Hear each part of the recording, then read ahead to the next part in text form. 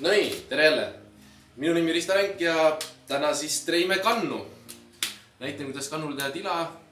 Siin on sallad ka muidugi, teeme valmis kannu. Siin on 1,2 kilo savi. Sellest peaks saama sellise liitrise kannu, selles mõttes, et savi läheb väiksemaks, alguses ta tundub päris palju suurem, aga tegelikult ta läheb üpris palju väiksemaks. Nii, hakkame ka pihta jälle.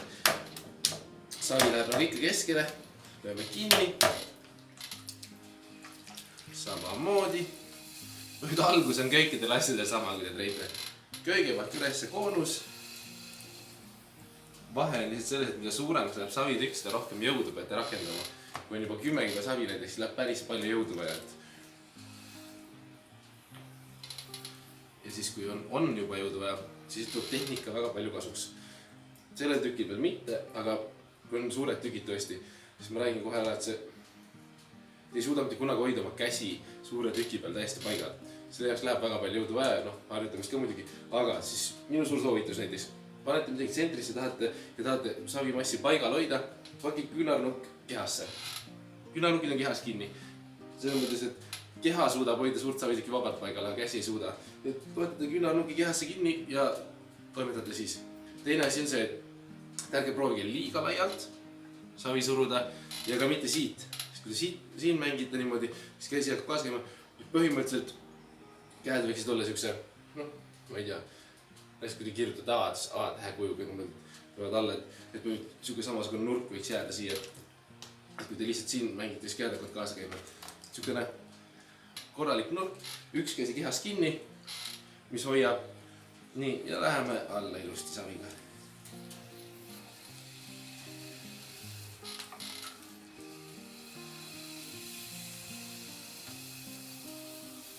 Ja ongi savi tsentris. Tsentrisse panemisega on see ka, et tihtipeale ma vaatan, et alguses inimesed, kui sa juba näed, et läheb tsentrisse savi, siis nad võtavad hästi ruttu käed ära.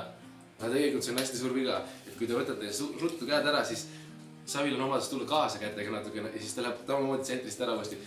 Tunnete, et läheb tsentrisse, siis võtate õrnad käed pealt ära ja siis ta jääb ka sinna. Nii, savi on tsentris. Samamoodi. Auk sisse. Kuna kann on ikkagi nii palju suurem asi, siis ma lähen juba 2 pöidlaga, mitte ainult 1-ga. Võite ka 1-ga minna muidugi, ei ole vahet. Ja ikka jälle veetaha kujulised sisse. Jätame põhja paksust. Siia on natuke rohkem kui tassil ikka, sest kann on suurem. Ja natuke tahame puhastada ka pärast. Ja esimene tõste. Kuna savitükk on suhteliselt suur juba, siis esimene tõste, et siin on savimassi nii palju. Mina teen alati niimoodi, et ma panen terve käelaba ja siis see pind puudutab väljas savi ja seest surun selle põhjaaugu sama laiaks, nagu ta on ülevalt. Et see veetähe kuju kaob ära, nüüd tuleb nagu sirge auk sinna, sirged seinad. Nii, ja nüüd on savimassi juba õhem tänu sellele siit alt ja nüüd saab teha esimese tõste ilusti. Ja ongi esimene tõste. Samal ajal te peaksite teadma, mis kujuga kannu te tahate teha. Et tegelikult see plaan nagu peaks alati valmis olema enne, et mida me teeme ja mis kujuga ta on. Sellepärast, et kui me isegi ei tea, mis kujuga see on, siis kuidas käed siis oskavad teha. Et kõigepealt võiks aju teada, siis teevad käed järgi ka.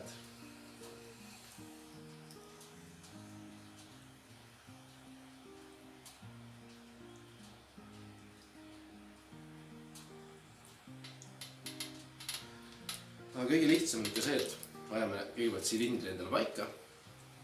Ja silindrist me saame hakata juba vormi ajama ilusti. Et kas siis nagu alt laieneb, ülevalt laieneb täpselt nii, nagu tahtmist on. Aga kõigepealt silindri. Ja kannuga on see asi, et kuna siia tuleb suhteliselt palju vedelikku, teoreetiliselt sisse, et siis kui me tahame ta sangast tõsta, siis ta ei peaks olema liiga raske. Et sellepärast proovime ka kannu teha suhteliselt õhukese, et hiljem nagu oleks ka väiksemat sorti naisterahval normaalne seda kannu tõsta, kui see vedelik täis on. Sest muidu kui rann ära murdub kannu raskusel, siis nagu ei ole ka äge.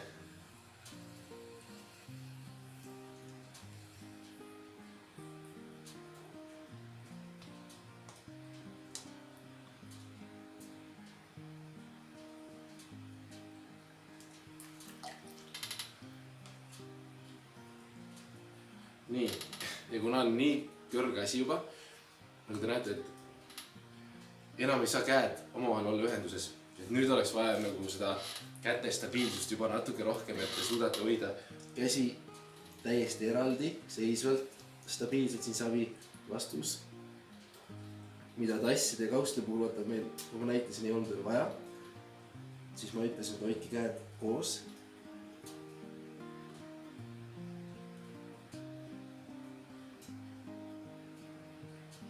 See asja õhukseks ajamine on niisugune hästi nagu riski business selles mõttes, et savi tahab ju, mida õhemaks ta läheb, ta raskem on ta koos hoida. Ja see tahab natuke aega ja rahu. Ja see tahab ka seda, et seda tunnetust, et nüüd te peate laskma savil minna sinna, kuhu tema läheb. Et ei hakka alguses suruma seda enda tahtmist peale, et mul on siuke vorm peas olemas, et siukest ma tahan nagu, et ta peab kohe nii tegema. Ei pea, savi tahab tulla väljapool nägida, et algus läks üles nagu laiemaks. Ja nüüd, kui ta on läinud laiemaks ja läinud õhemaks, siis mul on aega ta kokku lükata küll. Aga kui ta üritada algust kohe hoida koos niimoodi, siis te ei saa ta väga õhukeseks ja siis ta läheb käest ära, mitte midagi ei ole teha. Ja nüüd peaks nagu harvestama ka selle saviga juba rohkem. Nii, nüüd mina tegin ta alt suhtelt õhukeseks. Kui te suudate suht kitsana ta õhuksena hoida, siis nüüd hakkan teda alt laiemaks lükkama, sest ma tahan ta alt laienevat kannu ümara vormiga. Ja kui ma saan teda juba kitsana õhukeseks, siis mida rohkem ma ta nüüd välja ajan, seda õhemaks see kann läheb. Ja mida õhem, seda kergem.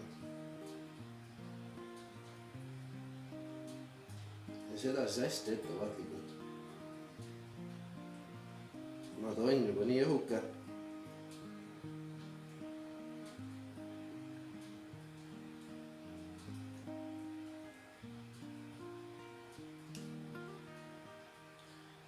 seest ma surun ja väljast ma lihtsalt rahulikult toetan ja suunan, mitte et ma nagu lasen savil tulla, aga sa ei tohi lasta savil tulla niimoodi, et sa väljast mitte kuidagi ei toeta ka, sest siis ei ole seda kontrollitud liikumist. Nii.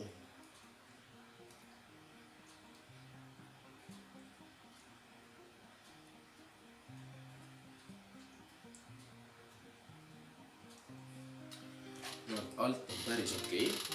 Nüüd on see etapp, kus ma panen käe sisse ja võtan vee välja. Muidu me tegime seda hästi lõpus.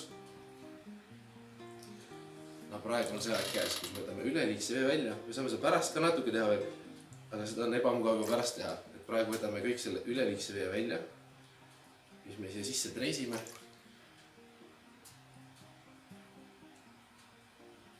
Nii. Ja nüüd hakkame alles ülevalt mängima. Alt oli see osa käes.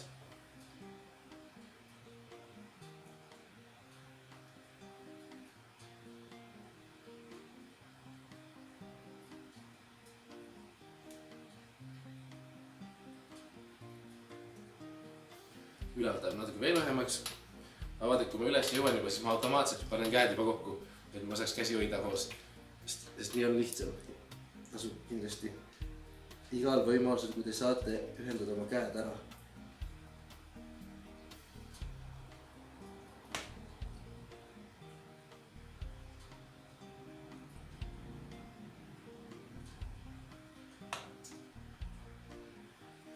Ja nüüd vaatame vormi. Ülevalt on natuke liiga lai.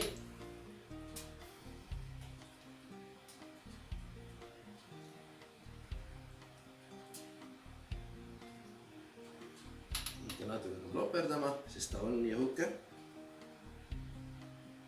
Ees vaaside puhul pole mõtet taga jääda seda nii õhukest seina. Ja just kannude puhul on.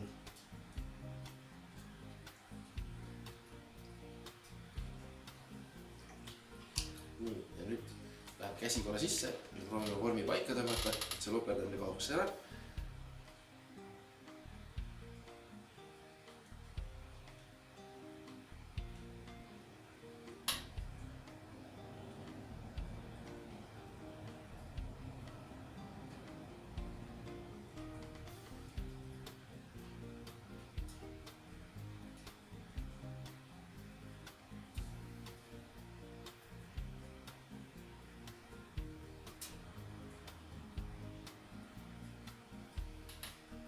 nii, kuidas tundub? Enam-vähem. Kuna me teame, et savi läheb ahjus päris palju kokku, siis peaks olema nagu, kui me teeme üks tarbekannu, siis võiks mõelda selle peale, et käsi peaks nagu hiljem siia sisse mahtama ka, et ilust pesta. Et kõigil ei ole ikkagi nõudepesumasinad kodus. Ülemise ääre, selle ma jätsin natuke paksema ja seda ma näitan kohe selle tila pärast. Nii, keegi on meil ukse taga.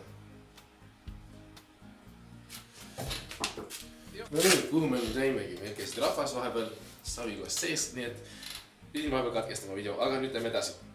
Ühesõnaga, kui on natuke vett jäänud veel siia sisse põhja, siis soovitan teile teha. Lihtsalt võtad švammi, panete mingi pulga otsa kinni ja saate ilusti üleliigse vee pealt kätte.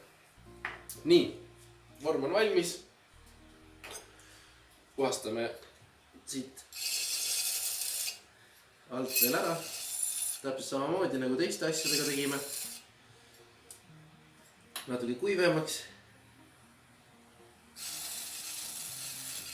Siin on seda üleliigset savi nüüd natukene rohkem.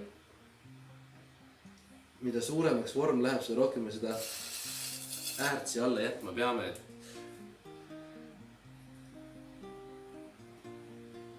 Et ta hoiaks seda vormi ühtlaselt üleval alguses, kui me seda teeme, et muidu ta vajub ära lihtsalt.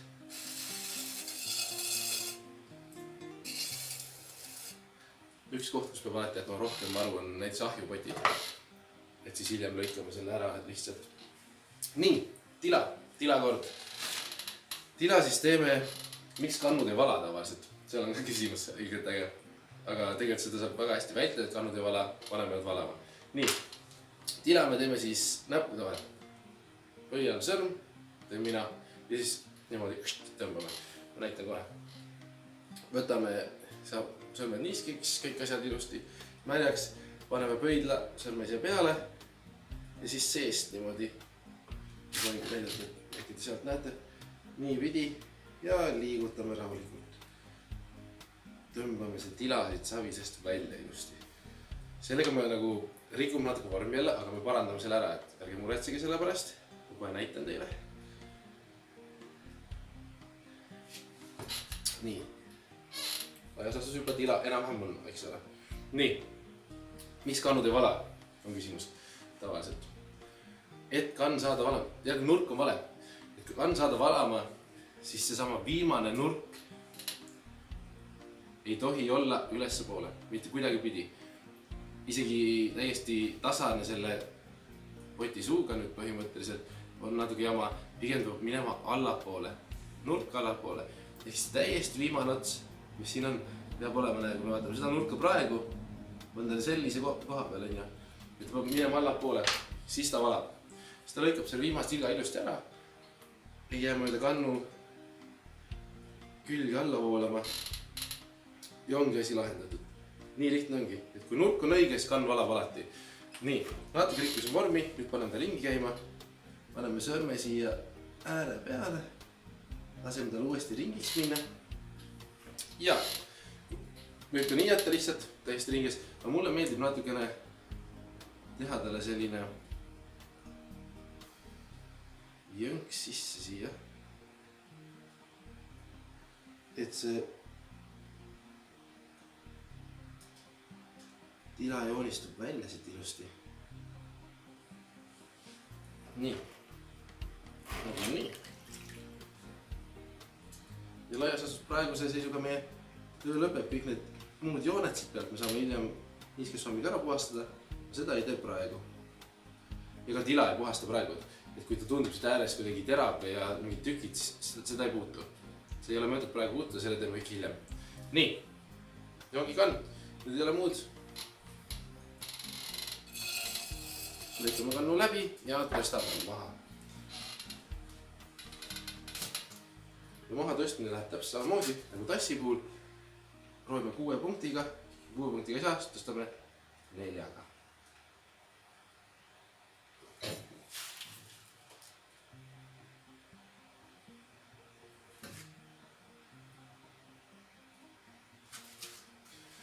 Nii, kann on valmis. Teeme talle ka sanga, puhastame ära. Ja siis suur tänu!